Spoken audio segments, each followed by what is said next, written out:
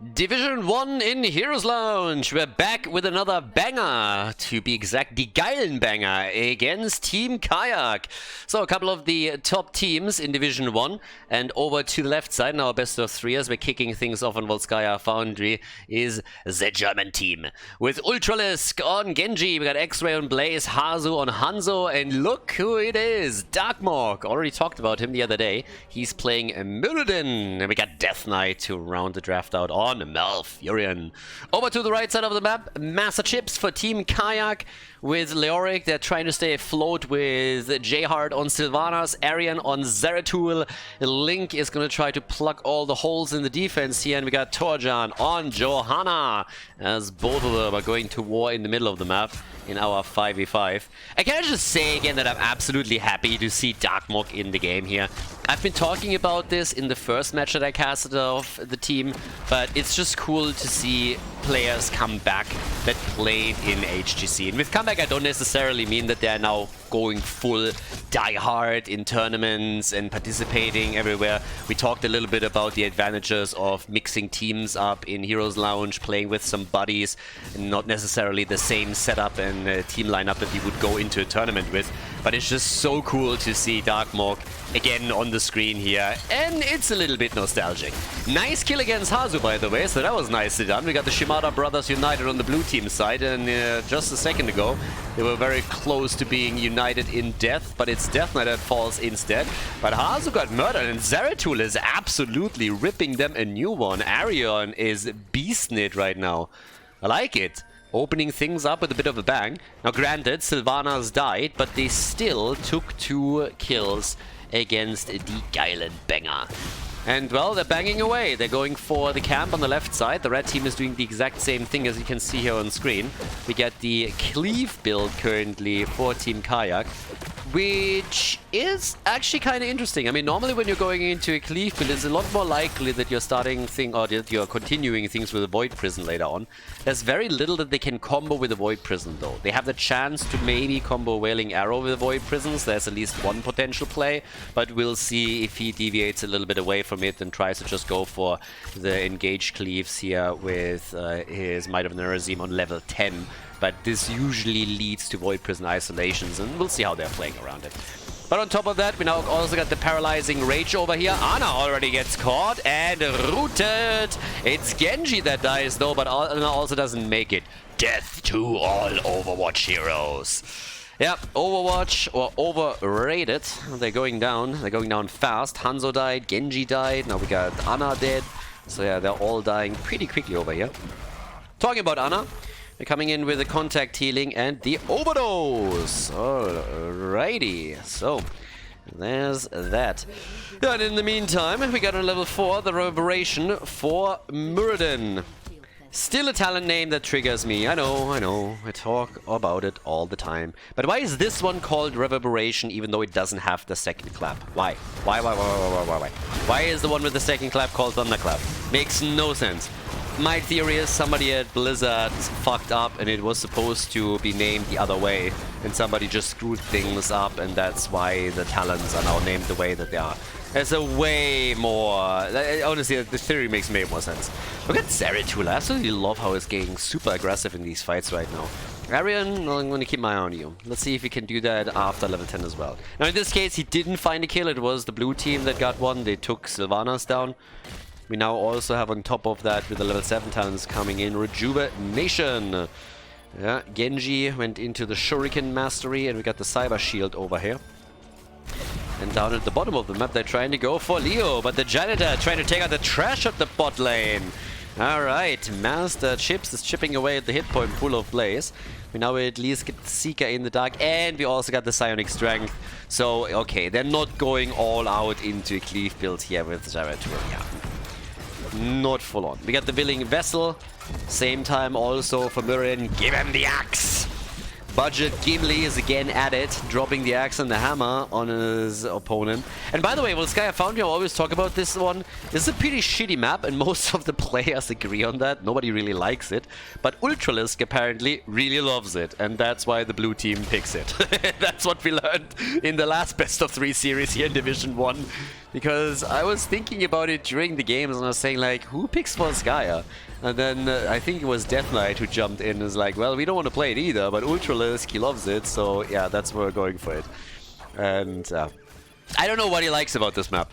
He mentioned last time that he loves the battles and stuff, I believe, but yeah, personally, I think I mean, probably I casted a little bit too much and I'm still damaged by the times when the objective was even more useless than it is now. It's mostly that it was so scripted.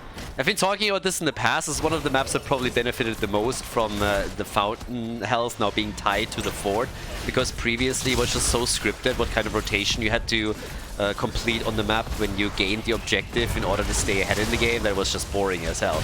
Link going down, yeah. The Abuela is eliminated, so Anna is dead, the granny is down. Oh my god! Bless you, thank you guys. Oof. Where did that come from?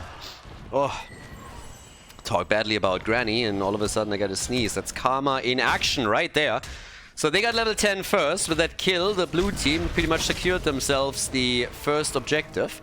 And they have a half-level lead, level 10. First Protector is going to go to them, I suppose. I don't think that the red team has any chance of getting to their heroic abilities in time to contest this properly. They have it now, but the Protector is obviously in. And, well, there it is. Might of the Nerazim for Zeratul. Again, initially it looked like he might go into a full cleave build. He didn't do that. And with that, he obviously now can also go again into the Might of the Nerazim, play around that. Leo gets taken down at the bottom of the map over here. A big fist straight into the face of the Grandma. That's a little bit mean-spirited. But they're going for the wall, and that's all that they're trying to kill. X-Ray is down at the bottom of the map, and is just burning them down. Alright. Yeah, the kill against Leo obviously put him into a really good spot. But they might get the entire fort. They're looking really good here. Even if they can't take it down, this is a lot of damage and should eventually lead to them getting the thing properly destroyed. So, yeah, nicely done. Well played. Gotta give them that. Bunker is already out. We still got Zeratul and Genji sitting in the middle and top lane, but the heroes are getting a bit low over here, and it's Muradin who falls. Dark Mok is dead, and X-Ray jumping in and missing the stun is now also getting murdered. So the fort is still standing. Nicely done by Link and his boys, and instead what we're having now is the blue team on the back foot a little bit. Losing two heroes here also closed the gap. Kayak is absolutely keeping up. I like it. I really like it. Good first game between the two teams. This is a best of 3 series, obviously. Division 1 in Heroes Lounge. So it's going to be an interesting season.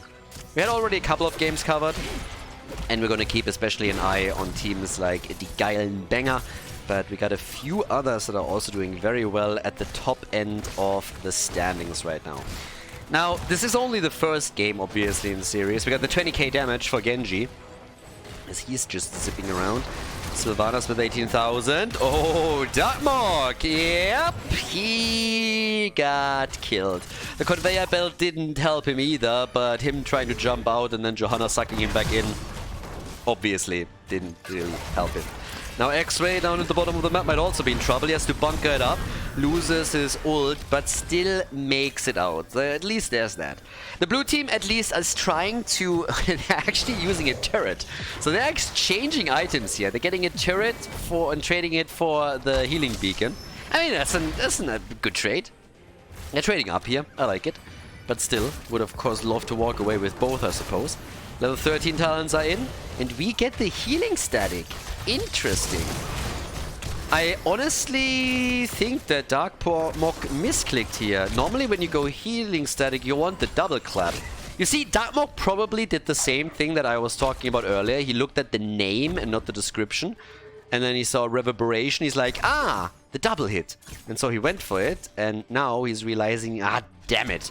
Because normally when you're going into reverberation, you're going for, what's his face? The thingy. The beard thing. Bronze Beard Rage, exactly, that's the one. So, yeah, on level 13, but not so in this case. So, not the proper synergy that we are normally seeing from Muradin if he goes for that particular bit. But either way, as is, we get value from him. Obviously, he's going to have a bit more sustainability in these team fights right now. With level 13, we also get the ominous Wraith. We have in the middle of the map Genji still rushing around over here. And there's the Sopa. Leo ready to take out the trash again. But Genji immediately realized that he has to back out of this one. So, yep, here we are.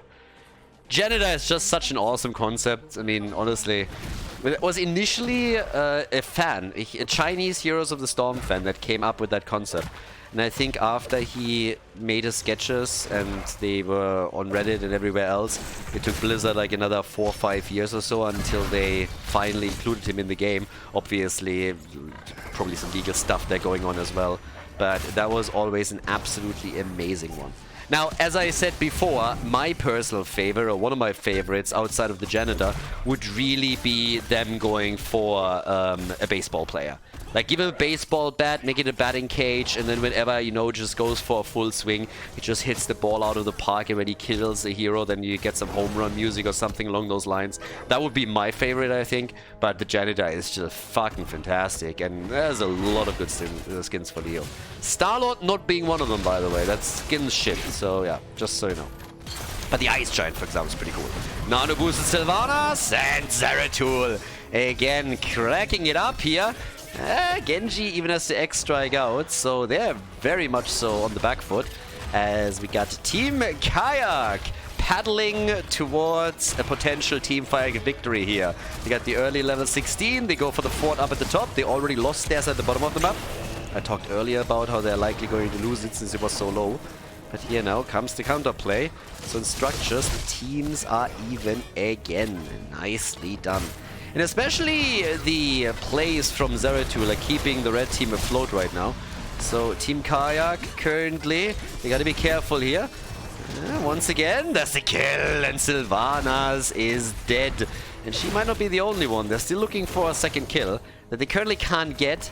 But the blue team has already reprioritized and instead is now making a move for the next healing beacon to ensure that they got the continuous item control here, which is definitely what they should do. I mean, item control, honestly, if you have that lead, it's always worth it. But I like that the red team is at least trying to sneak it at the bottom of the map. Now, they might have to give that one up.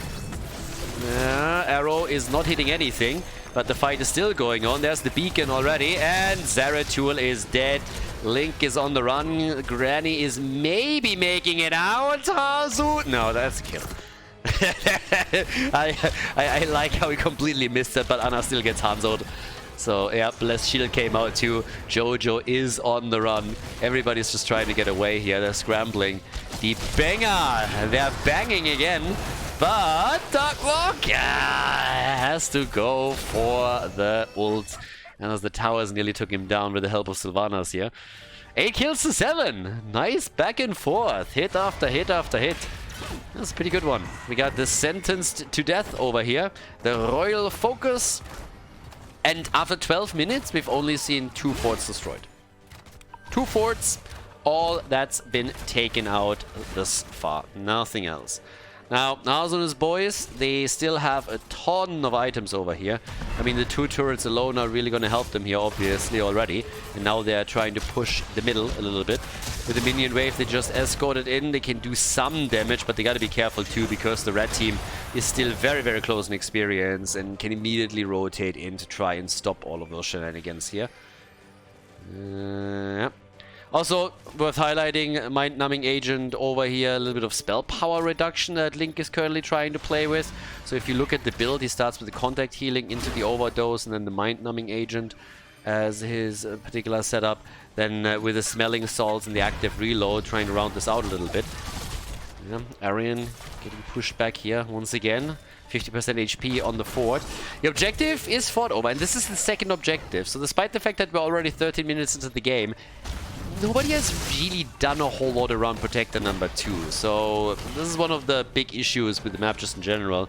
It's always a question of what does this thing actually do for you. Darkmog 3 times at the front, taken out by the opponent.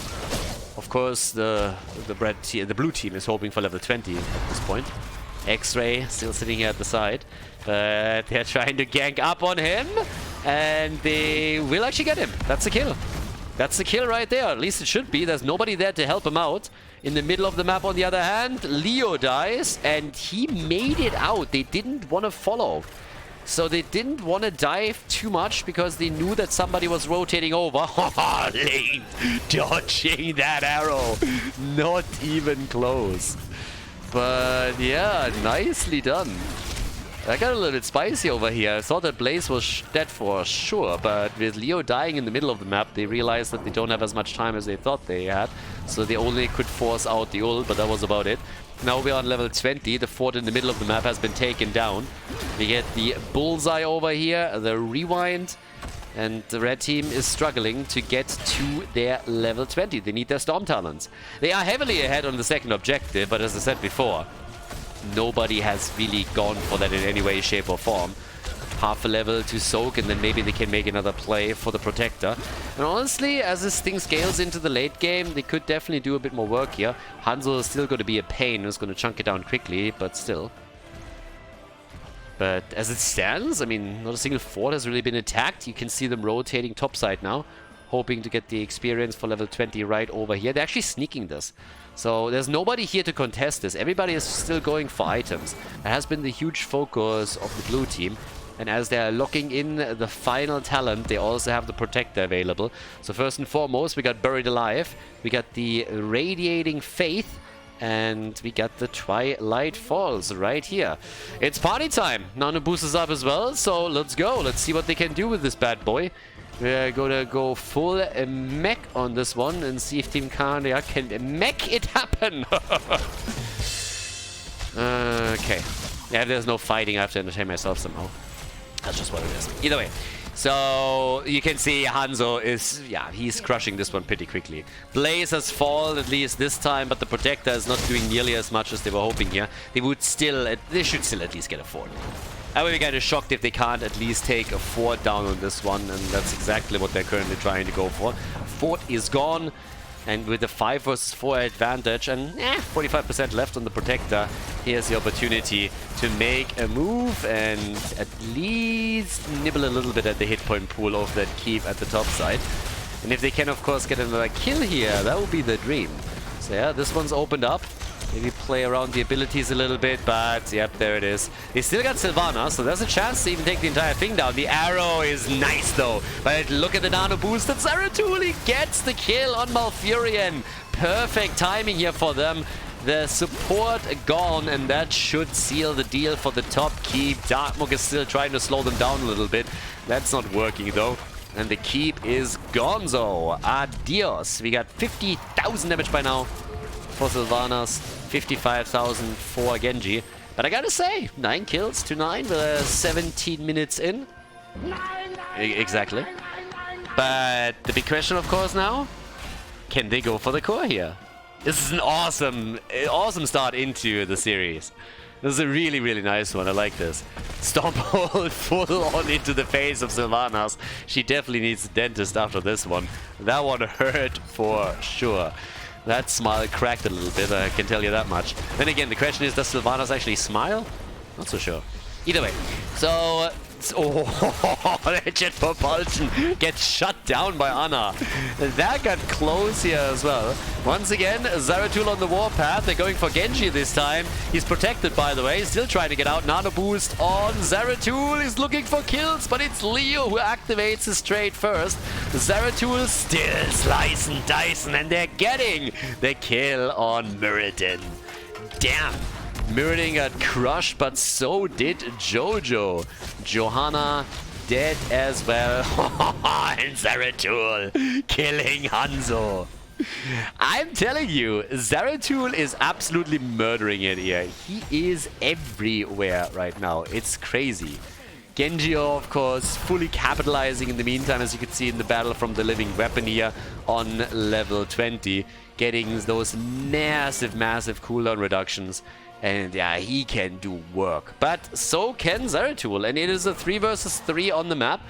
Next objective is going to start at the bot lane. Zeratul trying to catch up and damage a little bit, but obviously he's more so on the single target with a lot of the stuff that he's using here. And the red team is getting a bit of momentum. Team Kayak is definitely starting to get some better item control than they had previously. But the teams are absolutely tight. I mean, nearly dead even experience, looking really good on kills. looking also fantastic, of course, in XP and Tongout experience. There's a little bit of a look at the experience and where it comes from the two teams. So much better lane control from, or minion control at least, from Team Kayak. But if you look over to mercenary control, that's a big difference. I was talking during the game about the blue team and them just going for items time and time again. And it's also, of course, reflected in the amount of experience that they gathered from mercenaries. So definitely where their gap came from initially, at least, that is. So that's something that can be worked on. But we got now Catapult at the top. Next one is coming in. Keep in mind, there's still a fort standing for the red team. So they have a very dangerous lane that they set up against the Geilen banger. And down to the bottom of the map, we have them with a slight advantage on the objective now as well. Leo, look at Darkmonk. Leo coming in and threatening that Entomb. Now he hits it and he misses it, and that's a bit unfortunate. If they would have just tried and take this down, this would have been great for them, because that fountain is obviously heavily tied to the fort. So if this little bit of, I mean, this is a sliver of health. If they could have taken those HPs off the fort and destroyed the entire thing, that would have given them a huge advantage over this fight down at the bottom of the map. But alright, Zeratul still trying to make the top lane as dangerous as possible. Eventually somebody has to deal with it.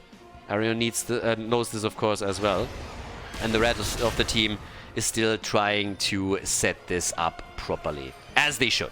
I mean, right now, honestly, it's more so a question of them just trying to play this game where they have Zeratul push out the top lane a little bit, force a reaction from the blue team, go for the objective, and then in the meantime, every now and then, if they have a chance, sneak somebody over to do a little bit of damage here until the fort goes down. That gives them an edge in the fight, because... Well, actually, it doesn't give them an edge. Sorry, my bad.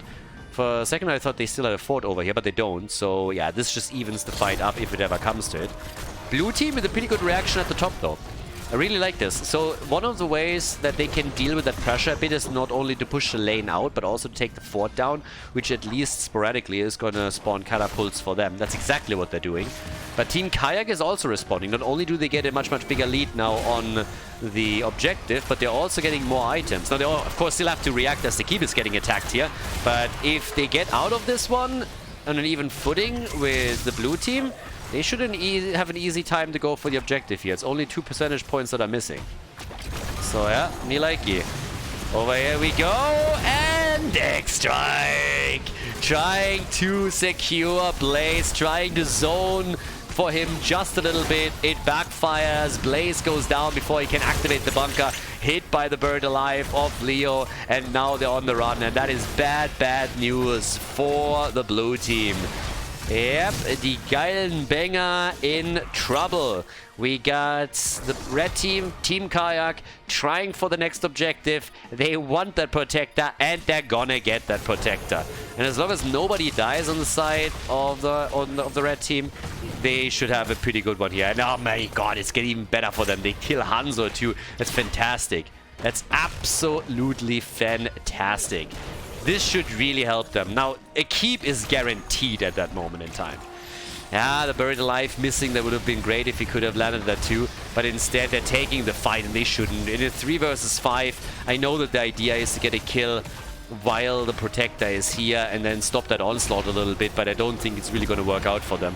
And now they can just barrel through the bottom of the map. They bought some times for Blaze to come back, so that's the good news. At least they're having 4 heroes back to business and can try and chunk it down, but this is still super dangerous for the blue team in this first game of the series. But you know what? They're actually defending fairly well. So they have, I mean, they've lost the gate, but they haven't lost more than that. And everybody else is starting to back off a little bit. Partly also because mana is running out for some of the heroes here. But after 23 minutes... This is, by the way, one of the reasons why this is always a bit of a weird map. 23 minutes in, third protector, and as you can see, all they got was essentially a wall. Even scaling, this thing is just not strong enough right now. So, bit weird. So, yeah. Now, with that being said and done, we now got down at the bottom of the map. Still... Ooh, careful. Leo ghosting out. Yeah, you can't lose a hero right now. Even Leo, he's coming back obviously a lot faster, but you still don't want to miss out on him. They still got the protector over here. Gotta be careful how they play this out. Using the ability is more important than anything else now. But there's always the debate whether or not they could have maybe gone through the top lane after the 2 kills and tried to end the game. Because now, 24 minutes in, I mean, every single team fight that you now take could mean the end for either team. Now, there's no keep at the top, and so far it's looking a little bit better for Team Kayak in those team fights. But let's not forget that this keep at the bottom of the map is just at 50% HP. So if the red team loses a crucial fight, then it could be a very, very quick move by the blue team to make their play for the game and the core, therefore. So we'll see. But either way, we have at the top the battle for the items. It still continues. It will be the first one for the blue team. They currently don't hold a lot here, so they want to have at least a healing beacon. We have, in regards to items, a massive advantage, obviously, for Team Kayak. They're running 2 tower turrets and 2 healing beacons. Actually, sorry, my bad. They're running 3 turrets and 1 healing beacon. There we go. So 3 turrets more than the other team. If it comes to a fight on a specific zone, then it's going to be really, really rough going for the blue team. But here they are again, the Geilen banger, rewind used, mirrored in the back lane immediately. The items already getting dropped over here. Everybody's just trying to see if they can get a quick and nasty kill somehow. Hanzo obviously utilizing his abilities as best as possible. And Master Chips fat fingering his ult. That was definitely not intended. So yeah, he dropped an entomb that was not supposed to be dropped. Now I believe that it was not in vision. I don't think that the blue team even knows about it. It's a small cooldown, so as long as you're not getting forced into a fight right away, it shouldn't make a difference. But still something to point out here. So a little bit of a panic move there, or just hitting the wrong button. Don't think that was really intentional. But nobody has got to capitalize on that. I mean, especially since there's still a couple of ults that are not available to the blue team either. They don't have the avatar for Burden, and they don't have Hanzo's ult either. So... And Hanzo is using his abilities just poke. He should by now be easy top damage in the game. Ah, no, actually not. It's Genji. Hanzo is at 75,000, which puts him into the number 2 spot. But with all of the poke that he's throwing out right now, we've definitely seen him a little bit higher than that. Not that 75,000 is bad. I mean, Sylvanas is top damage for the red team, and she's sitting at 70k now. 200,000 siege damage for Leo any second. Oh, no! Get wrecked! Zeratul gets caught by the arrow.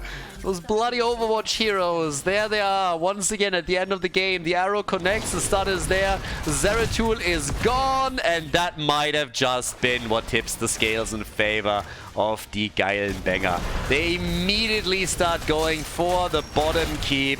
Zeratul, he was a huge linchpin in the play of Team Kayak. I pointed it out several times throughout the game. And now as they eliminate him as a threat, they immediately make their move there. Well played by the blue team, and YOLOing out the arrow here was also, that took some guts. But it's not over just yet. I mean, this isn't really looking too great for Team Kayak, but they're still trying to defend as best they can. They nearly dropped Blaze over there, and the core is still running some shields. Now Ana's down, Zeratul is back in 9 seconds, if they just can buy enough time. But now the core is actually losing hit points. Here comes, oh, Hanzo is down. You know what? Ooh, Sylvanas too. Yeah, now it gets dangerous, even with Zeratul back. But Zeratul is back to business, and they don't have a support. This isn't over, boys. This isn't over. And look what's happening on the left side. 64% against 60. They need to send someone back. It's Ultralist that's trying. Everybody else is still being put in place. 40%. Ah, the Winions. 30 on the core. Oh my god. What a game. What a finale. That is nuts. 30% against 64. I mean, at the end of the day, this worked out nicely for Team Kayak. But boy, oh boy. The second that Zeratul dies, you know you are in trouble. Damn, son. That is... wow. That is a spicy finish over here. We're 28 minutes into the game now. We're at level 26. Kill count slightly in favor of the Geilen banger. But holy hell. Genji is nearly on 100,000 damage. He's nearly joining the 6-digit club here. Now they're going for the items again. But obviously at this point you gotta make your play for the objective. Darkmog attempting to zone and create some space as best he can. Leo coming in. Yeah, I mean, he's dropping them, but nobody wants to get hit by that. So the dodges are real. But also, talking about dodging, Zeratul, he needs a bit of an assist, and he gets it from Jojo. But he was hoping for the kill against Hanzo, and that didn't work out. Arrow. Ooh, that one is going nowhere. Yeah, that arrow is like far and gone over here. But again, we're getting Link nearly killed. Oh, not only him. It's a double. 2 die on the blue team side. They get the objective though. But now we have both Genji and Muradin kissing their life goodbye. And with that moving through the top lane, and now Zeratul and Sylvana's going for it. It's going to be a race. They're racing it. Catapults! There's 3 catapults! There's no way the red team wins this. Not against the catapults. The catapults are crushing it, and that is game. No, not like this. GG, and the lead for the Geilen Bangers. They take Volskaya Foundry. Well done. Before we head into game number 2, make sure that you subscribe to the channel if you haven't done it yet so you don't miss out on any future content here on Khaldor TV. Game number 1 was quite the banger, and it's the blue team that incidentally also won, and boy, do we have a banging composition for game number 2 here on Garden of Terror. And the best of 3 series continues, and it's honestly already a highlight. So we have a little bit of a player change here. Apparently, Death Knight was only subbing in on the first map because Nomi was supposed to play initially but couldn't make it in time for map number 1. So right now we got Ultralisk on Sergeant Hammer, Hazu on Blaze, Nomi at the front playing Arthas right now. We got Darkmog on Rega and X-Ray on Tyrande. Over to the right side of the map, Team Kayak, obviously not happy with the result in game number 1, with Master Chips on Hogger. No clue how he made it through the draft. Torjan on Merlin, Arion on Hanzo, J-Hard on Chromie, and Link is playing Brightwing. So, double frontline, double support, and we got Sergeant Hammer for the blue team. And they are starting things off with losing Karen. So, the green-haired lady over here is immediately dead. No, that didn't take long. I love that we have Arthas here, though. So that's a little bit of a Nomi special, I suppose. So, Nomi riding into battle here on the Tempest Mount and trying to get Arthas into a prime spot. And there's the Howling Blast connect. I like it. Already the second one, and they're putting some real pressure onto Hanzo. Not that it really gave them a kill yet, but he has to be a bit careful on the top lane now. Same time, Chromie is going for a Dragon's Breath build and gets hit hard over here. Gets slapped. So yeah, she's obviously super happy about it. I mean, she's really into it, as you could hear, but Chromie, whew, she got spanked pretty heavily in that last encounter. And Muradin nearly didn't make it either, but he gets out. With the double support, obviously, they can now set up and push on 2 lanes, which is exactly what they're doing. Kind of noteworthy also that with Hogger taken, the red team has an incredible tool to take the waves here, to take the not only the minion waves, but also more so to go for the mercenary camps. And this is exactly what they're doing.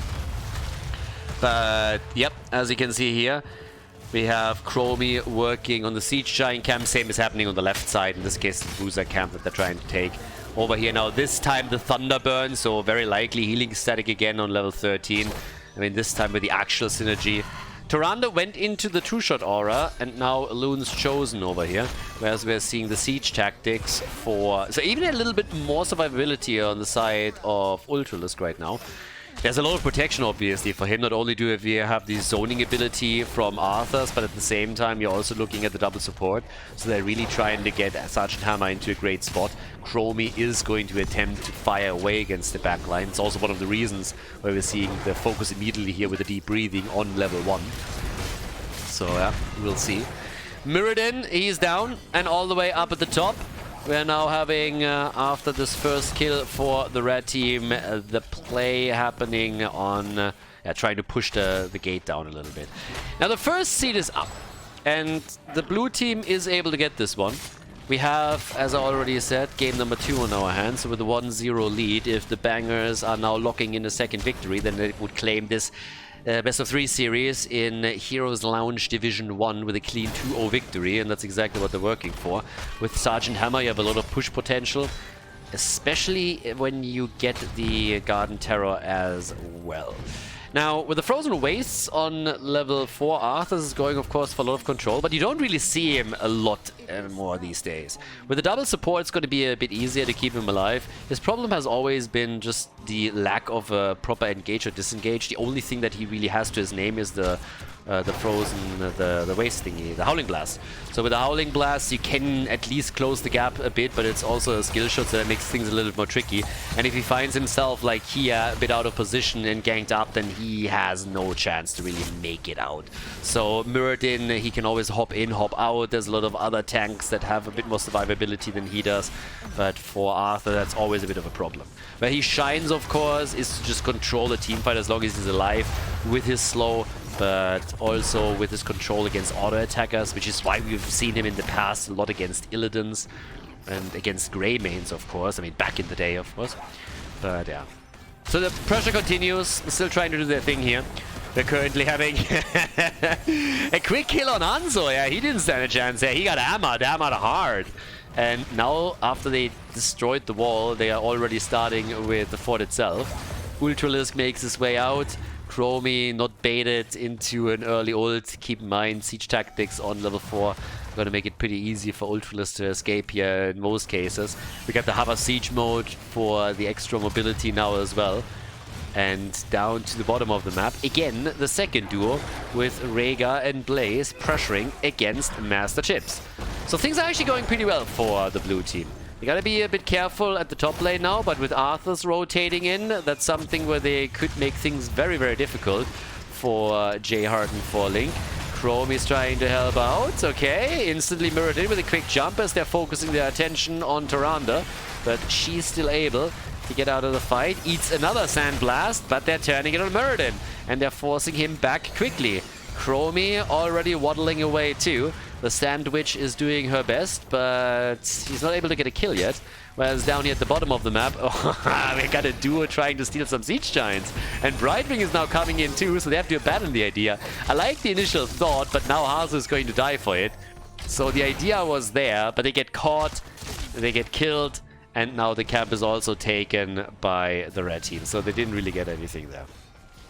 Now, same time, they're trying to go for another hit here. The arrow easily dodged. Yeah, narrowly missing the target once again. We had level 10 on both sides. So that gives us also the blunt force gun, the BFG. We all know what BFG stands for, and it's not blunt force gun. It's not what it is. Starts to hit it hard here as they're trying to force Muradin back, but now Syndragosa! Nice! Look at that, he's going full bruiser. I honestly don't know how this is going to work for them in the game itself, but it's pretty cool to see it. One of my favorite ults, honestly, just like from the way that it launches into the fight. Not really the best ult in the game, but it's damn cool. So Muradin's jumping in and really wants the battle right now, but he might actually die here. Goes for the Avatar and is still alive. Bunker is being used as well as they're being pushed back. We got even Bloodlust in. So they're definitely going for a bit of a different game here. They can, with Bloodlust and Sergeant Hammer, really do a lot of work through those auto attacks. And if they can nail the targets down with Syndragosa, or also engage around structures and just disable them, they could do a lot here. Now, the arrow is out again, and this time Tyrande coming straight in with the Shadow Stalk and using it right away. Nomi eats the Stormbolt on the other hand, and that spells bad news for Arthas. He's low, he makes it out! Nice jet propulsion from Hazu. That stun saved Arthas' butt and also nearly allowed them to get a kill here. I would be remiss to not point out that Darkmok is in the meantime using his PhD in PvE at the bottom of the map. I'm helping! Well, not really. So, yeah. Arrows are not the only thing they can miss. So, that BFG shot went nowhere either. But it's a wild game that we got ahead of ourselves there. We have actually 2 seeds claimed by the blue team. So, they're very much so ahead at that point. Now, Arthas is doing his thing. But he's also getting a little bit too ambitious. He's running out of mana, he's running out of hit points, and he's running out of help. So that's Nomi dying very, very quickly. Yeah, that didn't help him at all over here. Yeah, it's a bit unfortunate, honestly. I mean, Team Kayak, they are ganking up on him whenever they see him on the map, and as I said before, the lack of an escape tool for Arthas is a real issue. Now obviously on level 7 he has his Icebound Fortitude that helps you a little bit with survivability, but in a spot like this he just had no way of getting out without some help from the rest of the team. And he got baited in pretty heavily by Chromie. Another arrow, and this one is on point. Arrow is in, and Darkmog is out. Gets murdered as well. Bam! Easily taken. Nearly entered the bunker though. Nearly entered the bunker, but wasn't quite able to make it. Now, hindsight always being 2020, you could have tried and prop your ult and run away there, but obviously the cooldown is pretty nasty, so it might be easier to just like sacrifice your life there, keep the cooldown, and then use it as the seed is up on the map. At least he got level 13. That, by the way, now grants us the synergy that I was expecting in the last game, where I think that Darkmog mispicked a little bit. This time we have the healing static, and now obviously you have the double clap with the thunderclap on level 4, so he's gonna get a lot more survivability in each and every one of these fights. Shattered Armor is in. We also got the Quickening Blessing with position taken by Sergeant Hammer. This is a serious threat. Team Kayak, they have to fight this one. They are a little bit ahead in kills and also experience, but they haven't taken... Well, actually, they've taken 1 seed.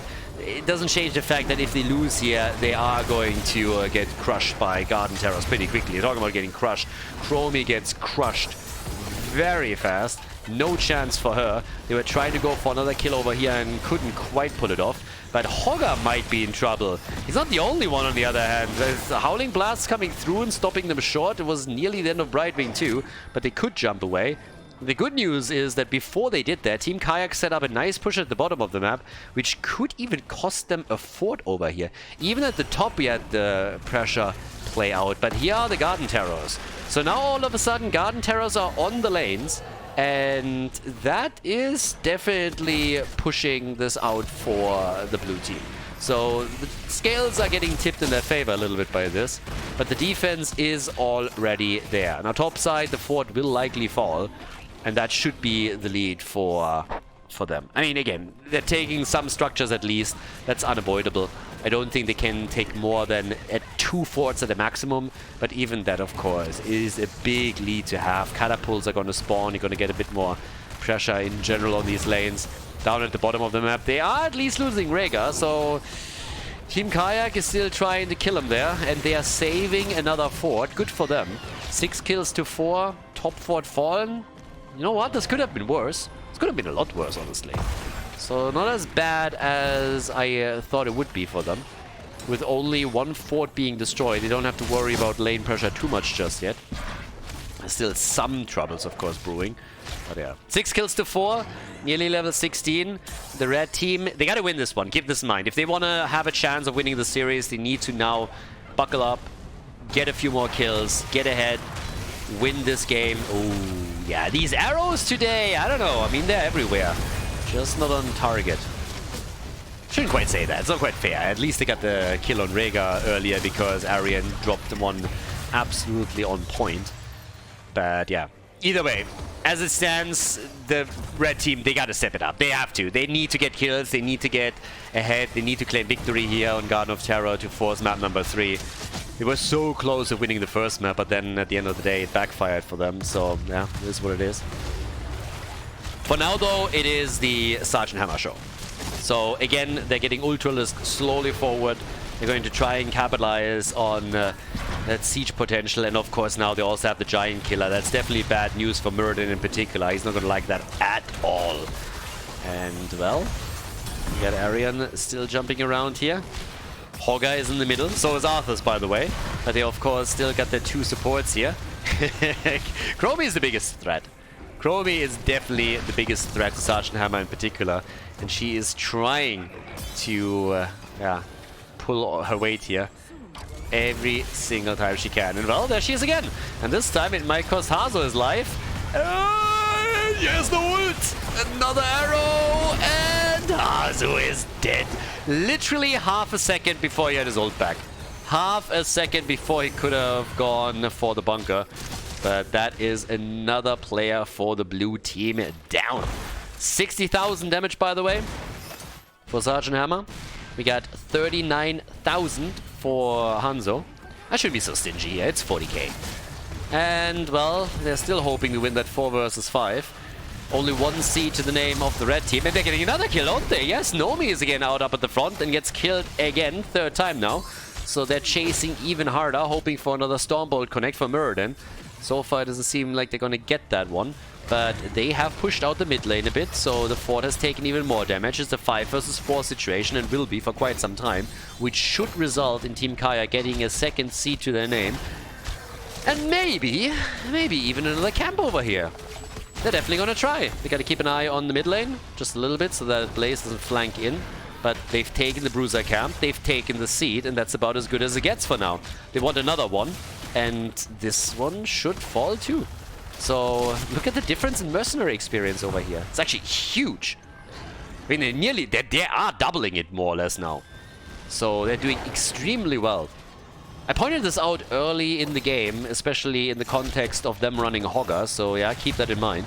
Chromie already has access to a storm talent here, and they are using all of that to go for the fort in the middle of the map, and they take it down. Brightwing with a little bit of side lane pressure as she's trying to make sure that Hazo is not going to get too much out of this. But Hazo's actually in a bit of trouble right now, or could be. But the arrow and Rhaegar is down.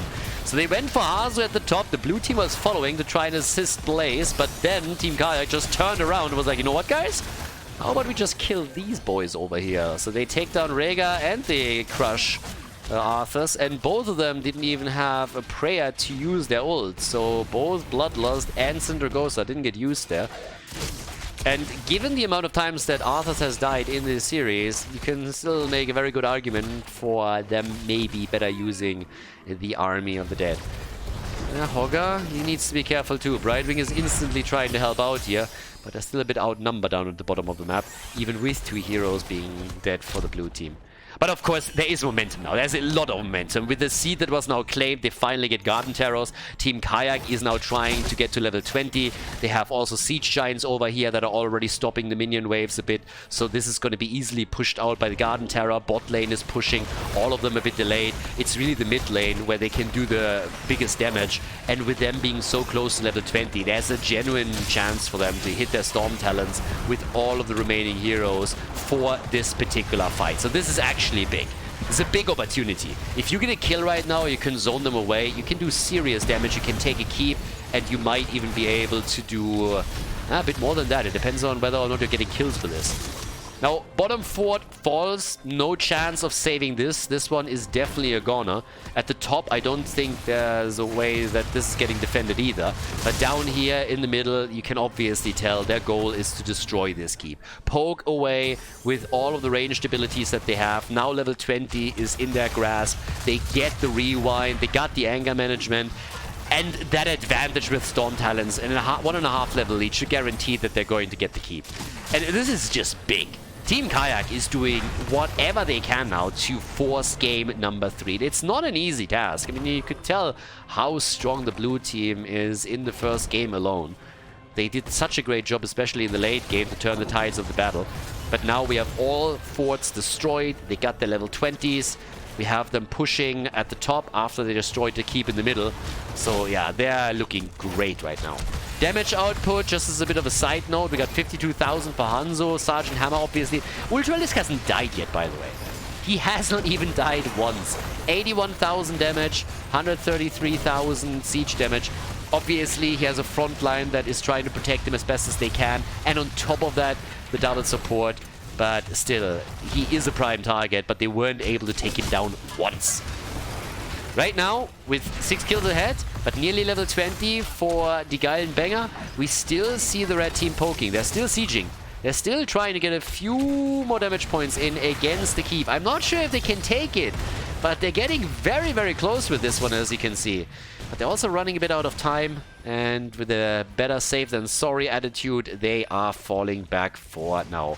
The owl comes in, a little bit of a love tap for Hogger. And now with level 20, the big question again, right? Can the blue team turn it again? Can they do it once more? We got the Ultra Capacitors now. We got the Absolute Zero, which can also be great. The Gladiator's Washout is in too. So things are gonna get real interesting here. Because structurally, Team Kayak is way ahead.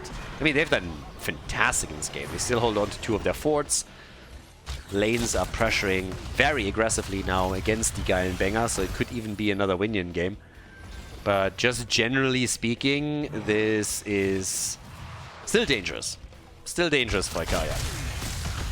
I mean, one bad team fight and your opponent is going to gain momentum. And especially with Arthurs, depending on how these fights go, if there's an isolated kill somewhere, this could really be trouble.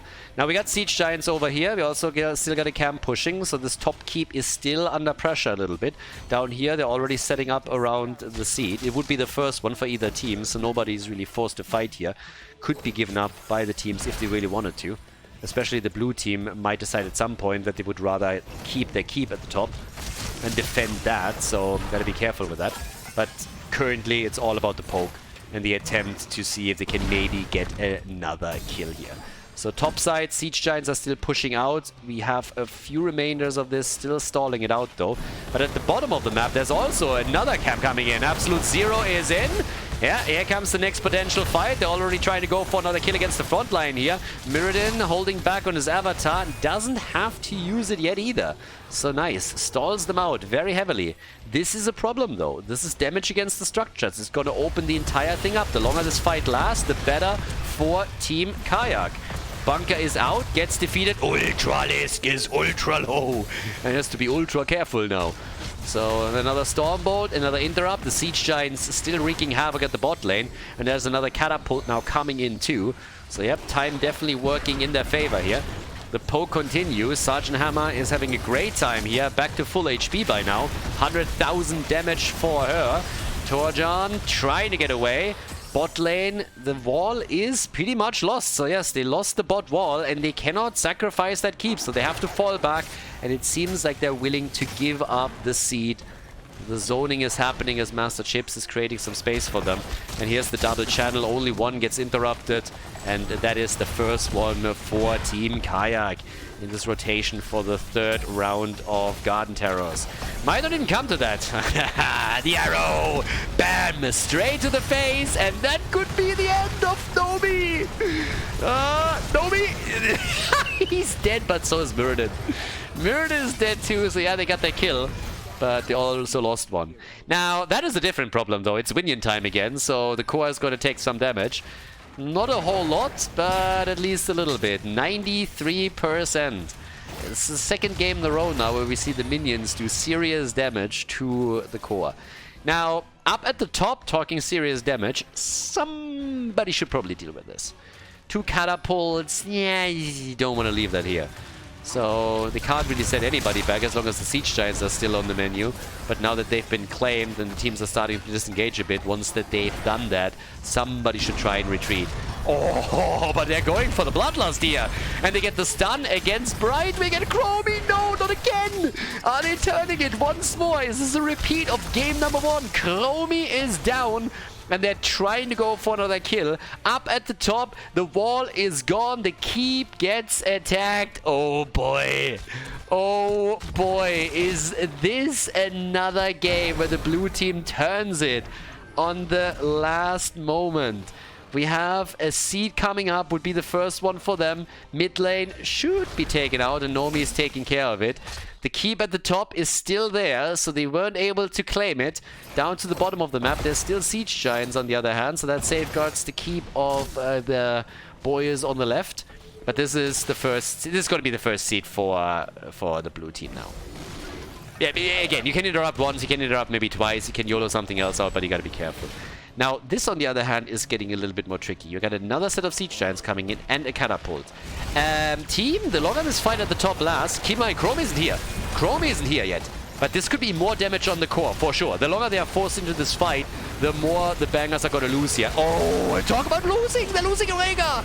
Rhaegar is down. The core is getting attacked again. At least the camp was claimed, but now Chromie is back. And he's griefing. He's fucking griefing! The catapult driver needs to get fired. Seriously, griefing again, not attacking the core, stuck behind the siege giants, fat ass. That's a kill on the sergeant on the other hand. And here's an opportunity to finally go for the core. Second driver also fired. Both of them. Ah, finally. Look at him. Look at him. One of them finally found the steering wheel, moved a little bit to the left, and there we go. But yep, that's going to be the end of it, quite likely. Top lane pressure is going to take the keep down of the red team, so if by some miracle the bangers are going to be able to get their core protected, then they will have... Ooh, well, by some miracle, Hanzo's already down. Team, 62%, alright. Is this happening again? Seriously? Yeah, so the fight continues. This keep is gone in a second. And they're going for Nomi and they get the kill here. Nomi is down, but the core is at 52%. So, interesting. This is Nova. The keep has fallen. The core has taken a little bit more damage, but it's nowhere near being dropped fully. We are again 24 minutes into the game, so yeah, these games are long. 140,000 damage for Sergeant Hammer. Are you kidding me? Hanzo is at 88,000. We got 82,000 for Chromie. Each team has a seed, and they're now working on the next one. Chromie is doing a decent job trying to catch up with Hanzo. Brightwing and Hogger, by the way, haven't died yet. But yeah, we're getting closer and closer to another Winion game. It's actually wild. I mean, obviously, mercenary control is huge, right? The amount of mercenaries that we had to work for Team Kayak in particular is pretty astounding. Over and over, siege giant camps were just moving in, taking walls, taking keeps, and even doing damage on the core. If some of these, honestly, if some of these catapult drivers would be a bit less clueless, I think there's a very solid chance that this would have been the end of the game. Because they got blocked for a long time behind those siege giants. For a very, very long time. Now, with both teams having an avenue to the opponent's core, you lose a team fight now, and this might just be it. 25 minutes in, another seed is spawning. We have 2 seeds for Team Kayak, which means that the blue team has to react to this. They cannot give this one up. And I like that we have camps taken again at the bottom of the map. So another siege giant camp is pushing. There's already 2 catapults amassed at the bottom of the map. This is a huge problem. This is a very, very big problem because the blue team cannot move away from this seed. And at the same time, there is a massive damage now coming at the bottom of the map. That keep is not going to make it. The question is what happens to the core. As you can see, the catapults at this point, they are ripping these structures apart. And there's siege giants coming now as well. So as long as they are interrupting this, they're going to look at a fantastic position in this game. Bottom keep is gone. Bottom keep is gone. Catapults, can they be taken out by the minion waves? It seems like they can, but the damage is still going to continue soon. Now at the top, they're dealing with it. Seed has been taken, and they are not getting more than the keep itself. So the defense is there, and it's all coming down to the final seed. It's all coming down to the final seed. Alright, so what are we getting there? Getting the next play right over here. Middle of the map now. We got 7 to 14 kills. 26.5 minutes into the games right now. And the next camp. 2 lanes completely lost to the blue team. So they've lost 2 lanes completely. And that means that we could very well see the catapults and all of this again. Down to the bottom of the map, we currently have the last seed spawning. It's actually a really good position for the blue team in the sense that they can still defend their lanes. It's not too far away from the bottom of the map, so that's the good news. Bad news is there's still a fountain close by for the red team that they could utilize. And they definitely will. But this is obviously about the garden terrors right now. Now keep in mind, as this... No! Nomi! He's trying! And the bunker! And he's dead! Arthur's is dead. Goodbye, my friend. Top lane is another problem for them. catapults and bruisers are moving in there. And in the meantime, we have a second death. Blaze goes down. And this is the end. Ultralisk dies. And this should be it. 17 kills to 7. Toranda dies too. Rega is the only one that runs away successfully. And they are just going for not only the Garden Terrors, but obviously also for the game. Link channels it through top lane. We have already catapults in, and we got the I wanted to say the bruiser camp. It's not quite true. It's one bruiser. It's the mage. She's the only survivor. But they are of course going for the corner. They're going to end the game here, and that, ladies and gentlemen, is the tie in the best of 3 as Team Kayak brings it back on Garden of Terror, claims the victory and forces the Geilen banger into a 3rd game in this best of 3 series at Heroes Lounge. Nicely done. GG.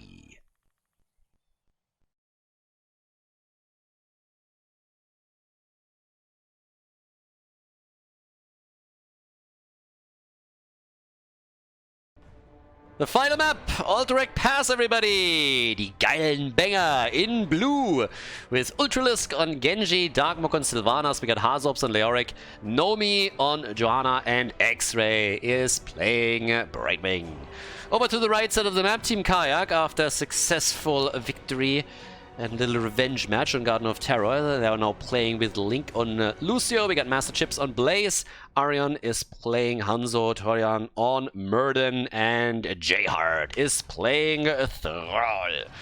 Yep, goes straight up into the Trolling Thunder. Talking about trollololol. Divine Fortress on level 1 with a Gambit over here. Nomi, what's happening there?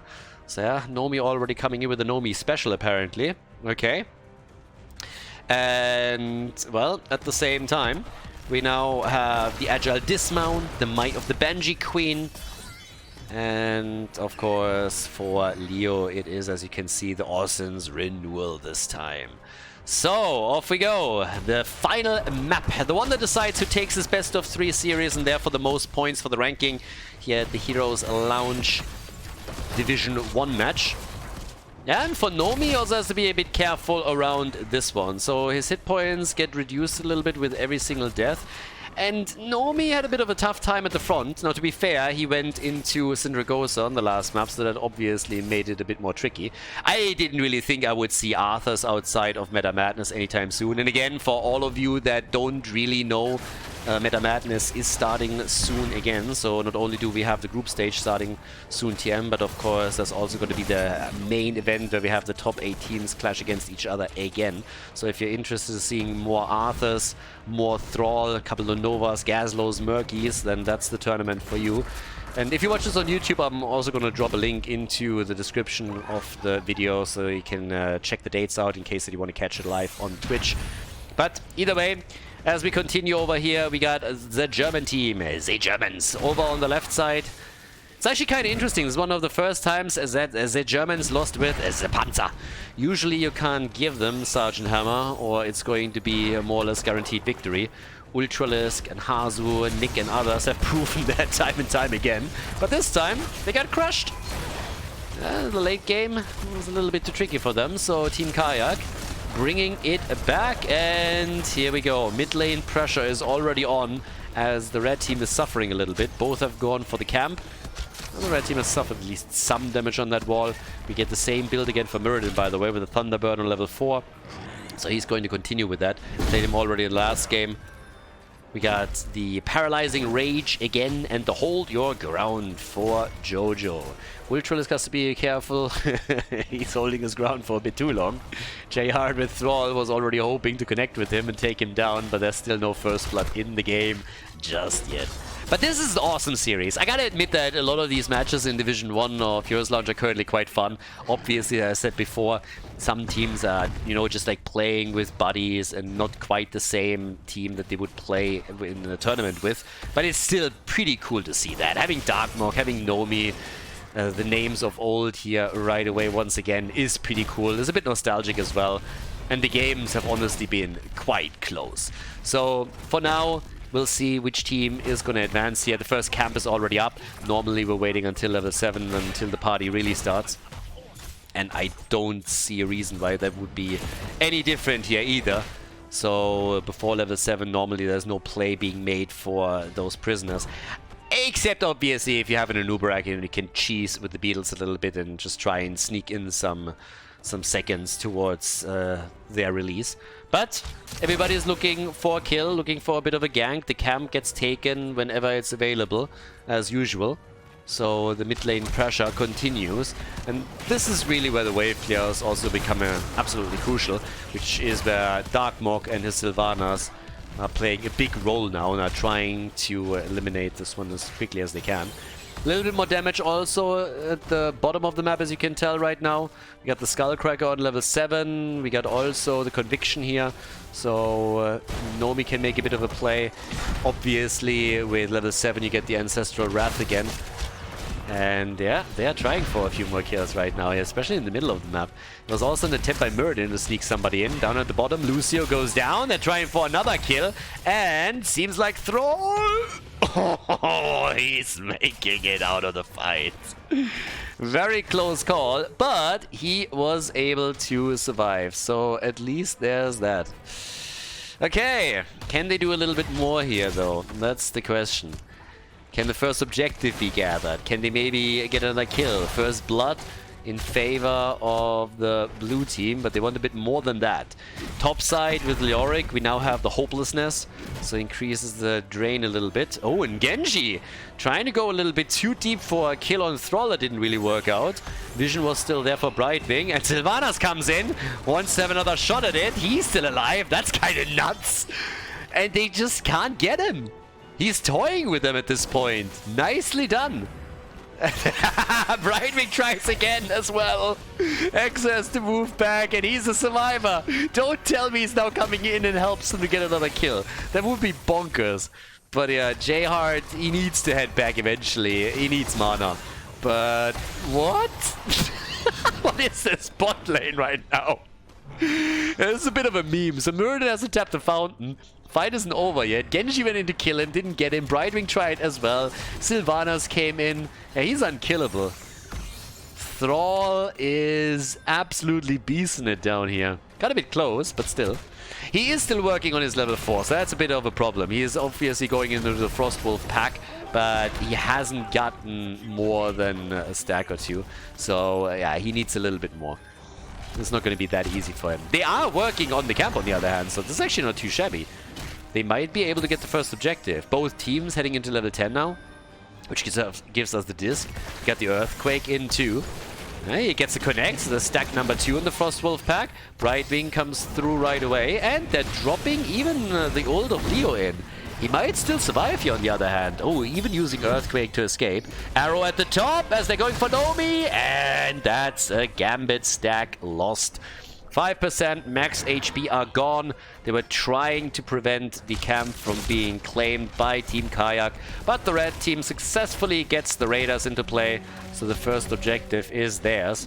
2 kills to 1. Looking good on that end. And, well, they're still trying to harass Thrall a little bit down at the bottom of the map, but Lucio is already joining him to help out. And now, of course, the big question is just simply how much damage can they do with the objective? How much can the Raiders do? Unlikely that they're going to get a fort, but just breaking through a couple of walls would already be a good step. So yeah, they're going to do that here in the middle. And honestly, now looking into the mid lane, they might be able to get a bit more than that. But now Ultralisk is coming in, Brightwing is joining. So yeah, they should be able to save that fort. And as I say, I'm realizing that might not be the case. That Raider is going to town on this one. So they're losing a lot here. They lost a lot of hit points at the top. The fort is still in play, but barely at that. Wall also has fallen at the bottom of the map. And here comes the Storm Bolts. They go for Hazu and they cannot kill him. Hazu is still alive, nearly died, but still made it through the battle and could now help them to maybe get a counter kill. They're going for Thrall, and this time he dies and loses his stacks on level 1 once again. So Thrall is still working on the Frostwolf pack, and that's honestly a little bit annoying because this is absolutely crucial when we're talking about synergy with a potential level 16 pick, for example. This is something that you really, really want to get. The faster you complete that, the more useful you are in team fights, and it helps you with the mana management too. Now, the red team is currently going for the boss at the bottom of the map, and they're not really getting disturbed here either. A bit of a ping battle happening up at the top. I think Thrall is going to double check what they're doing. If that Stormbolt connects, then it's a different story. They get the arrow out at least. But can they claim their camp? Everybody's jumping on it. Leo isn't here yet. X-Strike. Lucio jumps out. Bunker is up. Do they really have to retreat? Genji gets the kill against Lucio, but the battle is not over yet. Leo is here. And no way. They're getting it. They kill Lucio. They kill Muradin. And they kill Blaze and steal the entire thing. No way. Thrall and Sylvanas weren't here. Brother kills brother. Even Hanzo is fed. Sorry, even Genji is fed up with Hanzo. So now that they got those kills, we have them with a mad advantage. Damn, this turned quickly. Level 13 helping them out a bit earlier there too. But this is going to be a fort at the bottom of the map. We still have Sylvanas pushing at the top with a solo YOLO. Bit more damage also done in the middle of the map. But yeah, they are absolutely crushing it right now. It's a huge momentum swing. Look at the gap in experience alone. We're looking at level 15 to 13. Granted, talents identical. Same talent tier. But the 2-level gap, it helps you to get quicker to level 16 and lock in your talent advantage. On top of that, they have of course a stats advantage that they're now mercilessly exploiting, and they're getting ahead on the objective. Likely this is going to be attacked, and actually it's not going to be attacked. It's going to be level 16 with an objective push. They're losing a lot now. Yeah, this is going to hurt. There's no doubt about it. This is going to hurt. Unless they're getting a lucky punch in now and take Nomi down, for example, with a nice stun lock. This is going to be a real big problem. Because, yes, the objective can be delayed a little bit. But is there any doubt that once level 16 hits, the Geilen Banger are going to make their move for the objective and then push with those raiders once they get them? The only thing to stop them would be a kill or two by Team Kayak. And that's what they're going to be looking for now. Can they find them, though? That's the bigger question. Forts hasn't been destroyed. Top side, we're seeing them push a little bit harder. We now have on level 16 also the Mithril Maze. And down here, the Entomb is out, and Muradin is dead. So another kill, and an open Alita Brightwing, then again, is dead. The Fruit Fly has been taken down, Trashwing has been eliminated. And that, ladies and gentlemen, is a 4 versus 4 all of a sudden. Now, the question, of course, is can they escape? And with the help of Lucio, I guess they can. But look at Sylvanas pushing the bot lane out already. So this is fantastic for the cavalry that's now coming in. And they're pushing in the middle already.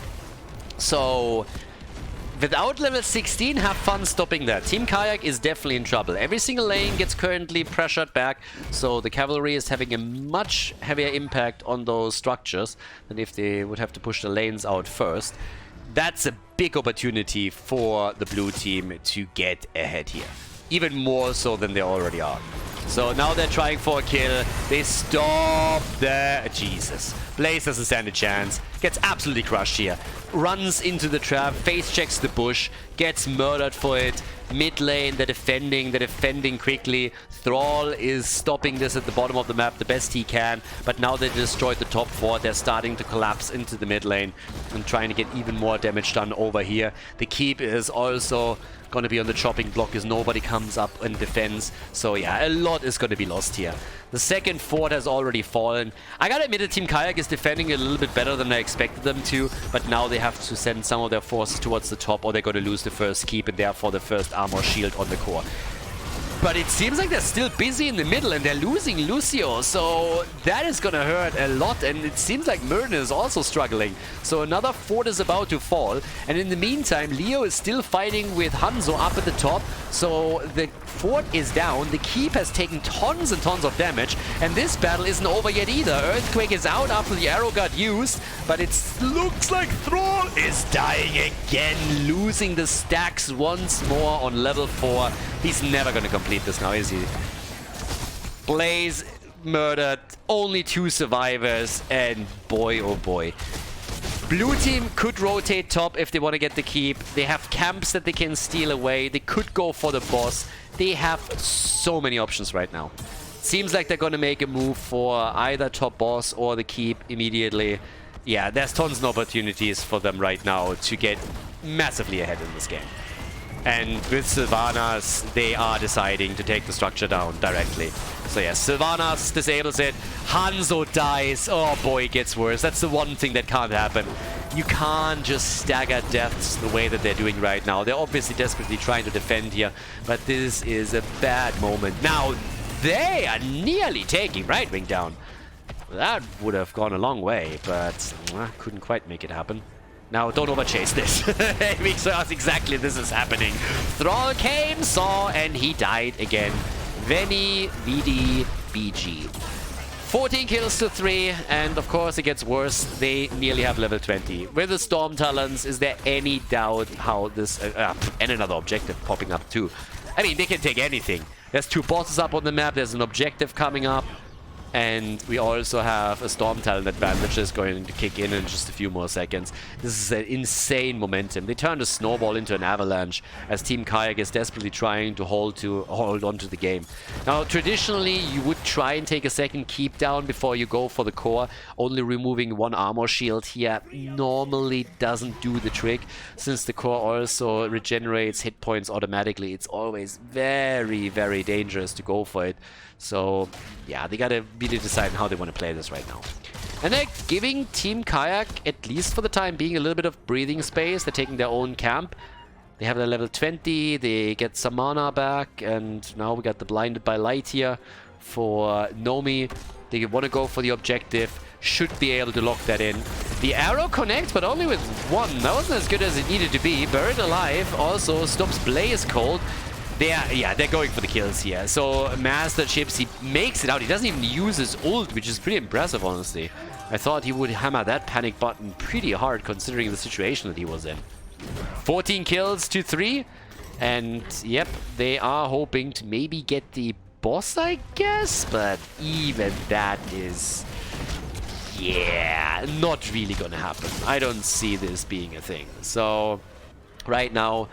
they are trying to at least do something here, but this one they can't really fight for. It's not happening. Boss at the top lane is also getting attacked. So once that if they claim both boss and objective, it means that the core gets attacked by the boss, and then the cavalry can come in, and while the red team defends the boss, because they gotta send someone there, more keeps are gonna fall, which will likely then end the game. Now, there's only a little bit more than a level to gap though. If they can close it, maybe they got a chance here. I mean, this has to be a monstrous defense. They really have to go ham. This might be an opportunity on the other hand. Sylvanas, the cam. Alright, the cam gets taken. But Sylvanas used her ult. So did Genji. Short cooldown still. Blessed Shield got used too. So they YOLO'd in pretty hard on this one. They YOLO'd very, very hard on this. And used quite a few abilities. Maybe an opportunity. Again, this is going to be difficult one way or another, but maybe they have a chance. They're attacking this boss as quickly as they can. The lower they get it, the better. And at some point, they can also just abandon it and leave the core to deal with it. With 2 armor shields there, the core is strong enough to do that. So here we go. They burn it down as much as possible, but now they can just simply retreat. Boss has been dealt with, and now they have to stop the cavalry. So this isn't quite over yet. Now Thrall cannot fall. The hit. There it is. The kill. Sylvanas, she dies. Can they really pull the defense off? They kill Sylvanas. Sylvanas is gone. There's level 20 for Team Kayak. They're trying to go for another kill. They can't quite, but they can save their keep. And now at the bottom of the map, I don't think the next one can be taken either. They made it happen. This is crazy. This series is honestly bananas. Once again, a successful defense at what looked to be a game. So yes, the keeps are still all in play, with the exception of the top one, obviously, that took earlier. But the kill against Sylvanas, the survival of Thrall as he gets caught by the Buried Alive, that was just everything. Defeating the boss early on, so now they're in a fantastic spot. The core is gonna get his hit points back. They can go for the boss at the bottom of the map, and this time it's a 5 versus 4. I don't think that the blue team is gonna try and invade this again. But boy, oh boy, what a series. What a series. The third map, roughly on the same level as the first two, but yeah, they're going down to the wire again. Now, Sylvanas is back, don't get me wrong, but they're not going to commit to this. Not with Leo in the middle. Boss is taken.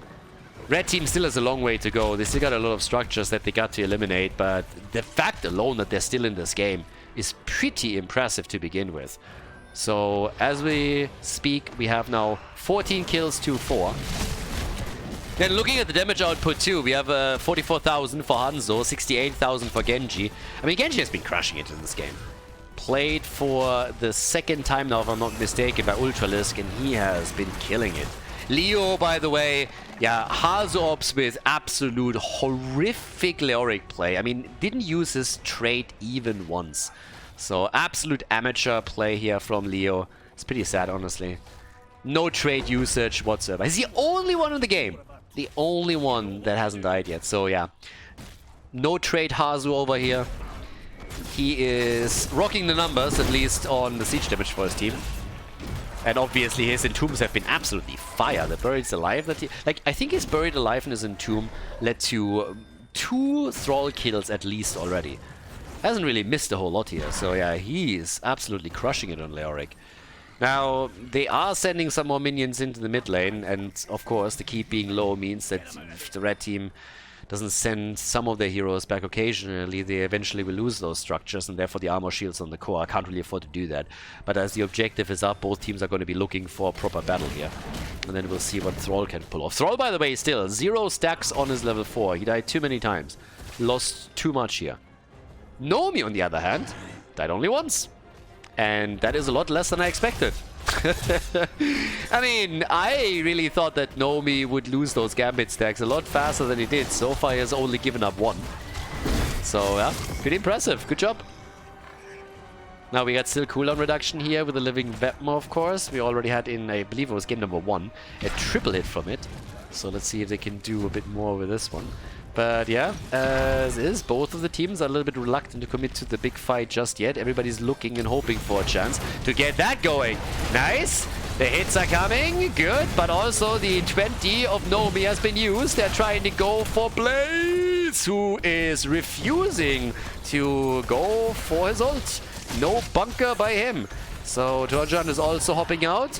And with all of the ults used on both, not all of the ults, but a lot of ults being used on the blue team side, might be a bit of an advantage for Team Kayak in the team fight that is about to ensue. But this is, okay, not that big of a problem. I only saw the cap at the map, and I thought it was the entire triple, and no, it isn't. So yeah, we only had 1 survivor over there. Another one is now moving in. One split off and try to commit early Sudoku. That Stormball on the other hand with the follow-up could maybe result to him losing another Gambit stack and dying again, but not so much. Same time as this is happening, Leo is killing the keep in the middle. Leo kills the keep in the middle, team fight then again with a 5 versus 4, but they're still totally fine with this one. And Leo has just removed a second armor shield from the core. Massive problem now for them. Huge problem. And here we come in again as they're trying to go for the objective. I mean, they gotta pretty much win this one right now. They already lost too much, and Winions are making it towards the core. Lucio! Oh, it's Hanzo that dies instead. I mean, Overwatch is Overwatch, so they killed one of them, but they are looking for a counter kill. And Genji gets out. Can't kill Ultralisk over here, can you now? 85,000 damage, and the red team gets popped. 1 down, 2 down, 3 down. They lose the 4th. The stacks are gone as well. And now they're chasing Muradin. It's a 5-man team wipe. The entire team gone. The keep at the bottom of the map, the last remaining structure, is getting destroyed. And that, ladies, is a victory for the Geilen Banger as they take a 2-1 win over Team Kayak. Pretty entertaining best of 3 series here at Heroes Lounge Division 1. Well played, and congratulations to the blue team. That was pretty sexy here. Good team fight at the end. Well-deserved victory with 19 kills to 4.